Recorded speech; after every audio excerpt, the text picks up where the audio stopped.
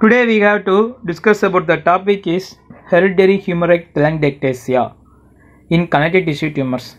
The hereditary hemorrhagic telangiectasia, it is nothing but it is a autosomal dominant disorder. What is autosomal dominant? The autosomal dominant is nothing but a pair of chromosome. In one chromosome particular area get mutated. It is called as autosomal dominant. Clinically, there is a presence of recurrent nose bleeding will be seen. That is called epistaxis. At the same time, in there is the patient, especially the facial area consisting that dilated blood vessels, it is called as telangiectasia. And positive family history, which means the patient's father, sister, brother, patient family members, anyone having this kind of diseases. Before going to the topic, we need some more basics how the blood vessels are formed. The blood vessels are formed by there is a presence of extracellular matrix in between the two cells. In between the two cells there is a presence of interlocking mechanism. This interlocking mechanism happens, there is a release of TGF beta when that blood vessels get rupture or increase in pressure. As a result, TGF beta get released. These TGF beta bind to the TGF beta receptor complex. This TGF beta receptor complex is nothing but combination of endocrine, activin receptor like kinase 1, TGF beta receptor 2. This TGF beta is nothing but it is help to the formation of new blood vessels and repairing the tissues. Play a major important roles of new blood vessel formation and tissue repair. This TGF beta bind to the endothelial cells. As a result, there is a proliferation of endothelial cells. Here, this is called as stag cells. This is called as tip cells. Later, this uncontrolled proliferation, there is a degeneration in this area. This degenerated area leads to the complete blood vessels. These tip cells bind to the another type of blood vessels. Here this type of connected with another type of blood vessels and complete formation of blood vessels. In this case, there is a arteriovenous malformation will be seen, result hemorrhage. Due to the hemorrhage, there will be the mortality will be seen. That means death will be higher because this arteriovenous malformation is due to the activin receptor like kinase 1 is control the endothelial proliferation.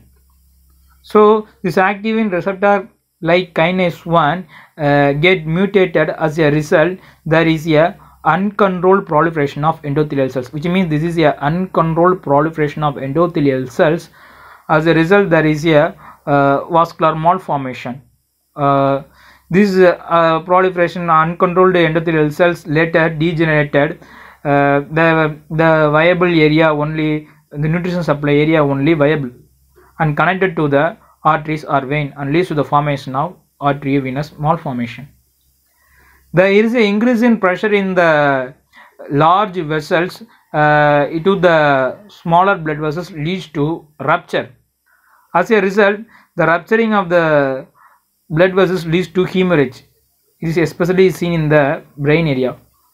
Rupture as a result hemorrhage. The hemorrhage leads to mortality. Mortality means nothing but it is a death rate. Death rate will be increased because here the decrease in number of activin receptor like kinase 1. As a result, decrease in Notch signaling, endothelial cell get proliferated higher in manner. As a result, arteriovenous malformation. So here will be seen the arteriovenous malformation. As a result, endothelial cell rupture. In endoglin gene, it is due to the two gene get mutated. One is endoglin gene. The endoglin gene is nothing but it is present. It is a glycoprotein. It is present on the endothelial surface. At the same time, there is a activin receptor like kinase 1 mutation.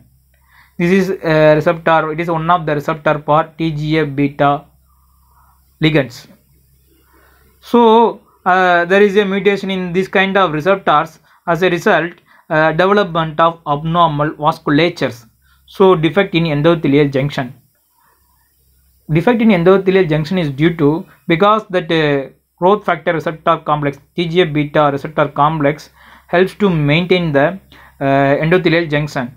So there is a if the receptor get mutated, activin receptor like kinase 1 and endocrine get mutated, as a result there is a weakening of the endothelial junction. As a result, dilation of the blood capillaries leads to telangiectasia, this kind of telangiectasia.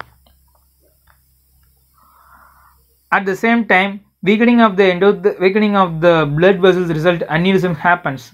Aneurysm is nothing but weakening of the blood vessels leads to rupturing, and endothelial degeneration will be seen. The TGF beta helps to the important role in tissue repair and angiogenesis, but in this case there is a lack of tissue repair. As a result, weakening of the endothelial junction and weakening of the blood vessels, so it get easily damaged. In clinical features, mostly whites are affected and they are having a spider-like telangiectasia in facial area. Majority cases they do not be noted in the early stage, it will be noted at the time of puberty. It will be increased at the stage, there will be the prominence at the stage of increase in age. The most common areas are face, neck, chest are common areas because this area having higher number of blood supply. In oral mucosa, it will be present in the lip, gingiva, buccal mucosa, palate, mouth, etc. Early signs include it will be developed at the puberty, so there will be no early signs. Epistaxis is the early indications. In histologically, it is mostly affected the small blood vessels of skin, permitting their detachment or defected in the perivascular supportive tissue. And the clotting time and bleeding time are normal. It does not affect the blood platelets. It is only affect the blood capillaries and blood vessels.